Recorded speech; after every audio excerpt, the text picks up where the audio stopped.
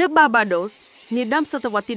18លោក Steve Bennett គឺជាសុភាពបុរសដែលមានទ្រព្យសម្បត្តិស្តុកស្តម្ភគាត់មានផ្ទៃដីធំធេងប្រពន្ធនិងកូនជីវិតរបស់គាត់គួរតែល្អឥតខ្ចោះតែគាត់បែរជាធុញទ្រាន់ប្រពន្ធរបស់គាត់មិនសូវស្រឡាញ់គាត់ទេហើយជីវិតដ៏ថ្លៃថ្នូរនេះបានធ្វើឲ្យគាត់ថប់ដង្ហើមគាត់មានអារម្មណ៍ជាប់គាំងគ្មានសេរីភាពដូចជាជាប់អន្ទាក់នៅក្នុងទ្រុងមាសភាពអយុត្តិធម៌ផ្ទាល់ខ្លួននេះបានជំរុញឲ្យគាត់ស្វែងរកអ្វីដែលថ្មីនៅឆ្នាំ1717 Bennett បានសម្រេចចិត្តធ្វើអ្វីដែលមិននឹកស្មានដល់គាត់បានទិញកប៉ាល់ផ្ទាល់ខ្លួនមួយគឺ Revenge ហើយបានជួល Nevick គាត់បានបោះបង់ចោលជីវិតសុភាពបុរសដ៏គួរឲ្យធុញរបស់គាត់ទាំងស្រុងគាត់បានក្លាយជាចៅសមុទ្រសុភាពបុរសនេះគឺជាការបេះបូររបស់គាត់ប្រឆាំងនឹងជីវិតដែលធ្វើឲ្យគាត់មិនសប្បាយចិត្តគាត់ជឿថាចៅសមុទ្រនឹងផ្ដល់ឲ្យគាត់នូវសេរីភាពដែលគាត់ប្រាថ្នាទោះយ៉ាងណាគាត់មិនមានបទពិសោធន៍ជាចៅសមុទ្រទេ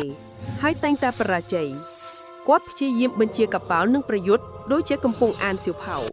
នេះបានធ្វើឲ្យ Nevick របស់គាត់មិនពេញចិត្តយ៉ាងខ្លាំងភាពគ្មានបទពិសោធន៍របស់គាត់បានទាក់ទាញចំណាប់អារម្មណ៍របស់ចៅសមុទ្រដ៏ល្បីល្បាញបង្អស់គឺលោក Blackbeard បានដឹងថា Bennett អាចត្រូវបានគេប្រើប្រាស់គាត់បានយកកប៉ាល់របស់ Bennett និងទុកឲ្យ Bennett នៅតែជាភ្ញៀវប៉ុណ្ណោះ Blackbeard បានបោកប្រាស់ Bennett ដោយយកទ្រព្យសម្បត្តិនិងអ្នកវិករបស់គាត់ទាំងអស់គាត់ត្រូវបានគេបោកបង់ចោលនៅទូកតូចមួយទាំងមិនមានកប៉ាល់និងកិត្តិយសមុខផងដែរនេះគឺជាការក្បត់ដ៏ធំធេងនិងបានបំផ្លាញក្តីសុបិនចៅសមុទ្ររបស់គាត់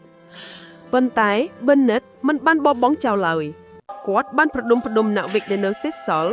ហើយសម្រេចចិត្តបន្តដំណើរផ្សព្វផ្សាយជាចៅសមុទ្ររបស់គាត់នេះគឺជាការប៉ុនប្រងចុងក្រោយរបស់គាត់ដើម្បីរក្សាសេរីភាពទោះយ៉ាងណាជោគជតាបានកំណត់ឲ្យគាត់បញ្ចប់